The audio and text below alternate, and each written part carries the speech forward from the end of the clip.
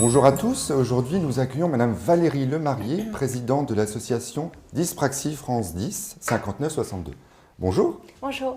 Alors avant de nous parler un peu plus de la dyspraxie, qu'est-ce que c'est que les 10? Les 10, il y en a beaucoup. La dyspraxie, la dysphasie, la dyschronie, dyscalculie, dysgraphie, etc. En fin de compte, ils ont tous le même préfixe DYS qui veut dire difficulté A. Donc les plus connus, vous avez certainement entendu parler de la dyslexie, trouble du langage écrit, la dysphasie, trouble de l'oral, et la dyspraxie qui est l'atteinte du geste. Alors pouvez-vous justement nous en dire un peu plus sur la dyspraxie? Mais si vous voulez, je pense que je vais prendre des exemples, ce sera plus simple. Donc en fin de compte, c'est un enfant qui a du mal à apprendre à bien faire ses gestes. Donc prendre une cuillère pour manger, un couteau pour couper sa viande, verser de l'eau, même marcher, faire du vélo, marcher sur une ligne bien droit. Ils vont faire par exemple des chutes ou alors ils vont avoir beaucoup de mal à nager.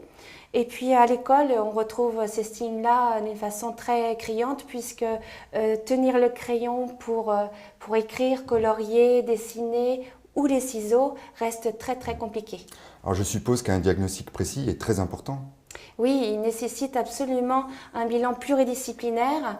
Donc vous avez absolument besoin d'un bilan d'un ergothérapeute, d'un psychomotricien, d'un psychologue, d'un orthophoniste et parfois d'un orthoptiste. Et le tout doit être fait par un neuropédiatre, c'est-à-dire qu'il va permettre de faire la synthèse de tous ces bilans-là. Alors quelle part de la population ça touche? On estime à 2% des personnes concernées par la dyspraxie. Il y a encore très peu d'enquêtes qui sont faites puisque la dyspraxie est prise en compte en France que depuis très peu de temps, depuis une petite dizaine d'années. D'accord. Alors comment on adapte l'éducation de ces enfants? Disons qu'il y a plusieurs points. Il y a d'abord à l'école, les enseignants doivent absolument limiter la production de l'écrit et favoriser l'oral. La présence d'une auxiliaire de vie scolaire est souvent nécessaire. Bien sûr, il y a les paramédicaux qui vont établir un projet autour de l'enfant en fonction de ses atteintes et de son âge. Et ensuite, à la maison, nous, parents, nous avons un grand rôle aussi puisque nous devons favoriser l'estime d'eux-mêmes. Ils sont souvent en échec, il faut vraiment les aider à ce niveau-là et savoir que le soutien scolaire sera important. Alors via votre association, quel soutien vous pouvez apporter aux parents? Disons qu'on répond à leurs interrogations, elles sont souvent nombreuses.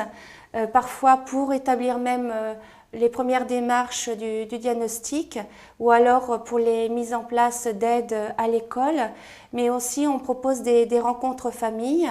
La dernière a eu lieu samedi dernier, la prochaine c'est le 25 mai. Nous faisons aussi des informations auprès des écoles, donc nous proposons de se déplacer pour informer avec l'aide de diaporamas, etc. La semaine prochaine, je me déplace par exemple à l'EUFM pour donner une information auprès des enseignants spécialisés. Et puis bien sûr, nous avons un rendez-vous très important qui est à la mi-octobre, la journée des 10. Donc là, par exemple, l'année dernière, nous avons réuni 420 personnes qui se sont déplacées donc à Lille pour avoir accès à 8 conférences gratuites avec un forum. Et puis voilà, je pense que ça a répondu à un besoin très très fort dans notre région. Merci beaucoup Madame Lemarié. Je vous en prie. Si vous voulez plus d'informations, n'hésitez pas à contacter l'association dont le numéro de téléphone s'affiche en bas de votre écran. Merci, à bientôt.